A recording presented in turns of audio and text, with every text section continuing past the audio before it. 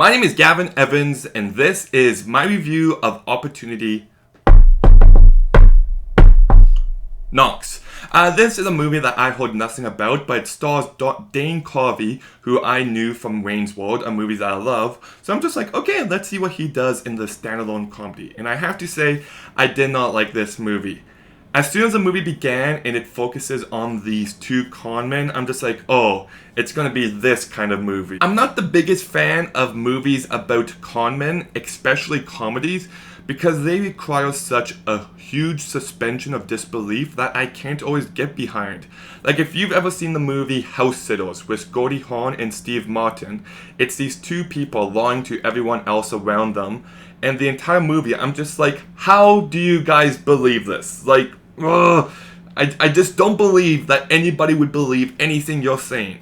Dirty Rotten Scoundrels has the same issue, but I don't mind that movie as much because Michael Caine and Steve Martin are just that good in that movie.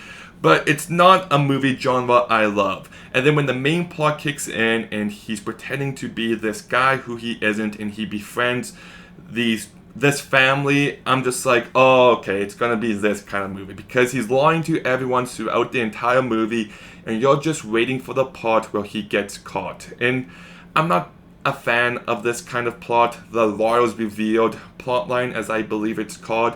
It's just one that doesn't do much for me. Like, it's like I said, the entire time they're just waiting for the guy to get caught. You're waiting for the guy to get caught in his web of lies. And then you know they're going to be mad at him for a little bit, and then by the end, they're going to find a way to forgive him. And it's just something that we've seen done time and time again, and that's the case with this movie. Like, there's this girl who at first doesn't like him, but he's very persistent, and he keeps trying, and I'm just like, oh, okay, so he's going to keep trying. Eventually, she'll be won over. They'll start dating. She'll fall in love with him. Then she'll find out about everything, and then they'll get into a fight, and then by the end, they'll make up. And sure enough, that's exactly what happens.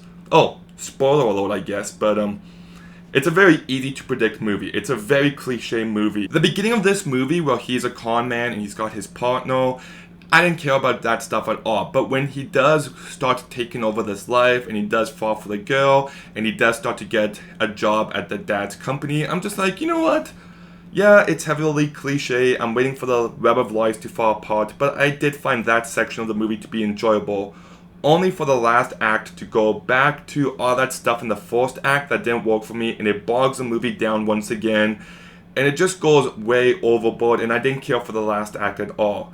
So you've got this decent middle section in a movie that's really bogged down by the two bookends. I think what does keep this movie entertaining though is Dane Carvey. I do think he's got some really funny moments in this movie. He's not great, but he's entertaining enough. I really liked Robert Loggia. I thought he was quite good in this movie. Then you've got Julie Campbell who's in this movie, and she's sweet. I like the romance enough, but it's not enough to save the movie from the messy writing. It's funny in moments, but it's not funny enough to save it, and the music in this movie is incredibly corny. So, long story short, this movie does have its moments. There were times that I laughed. There was moments where I was entertained, but just not enough. I think the middle section of this movie is good enough for what the movie could have been, but the first act and the last act I thought were too beyond stupid, and then the amount of suspension of disbelief that's required to watch this movie does make it so that I can't recommend this movie. It's not an awful movie, but it's not a good one either. So I'm gonna go ahead and give Opportunity Knocks a 4.5 out of 10. Okay, has Opportunity knocked for you? Let me know in the comments down below. Make sure you like, make sure you comment, make sure you subscribe. Stay tuned for some more videos soon. And Gavin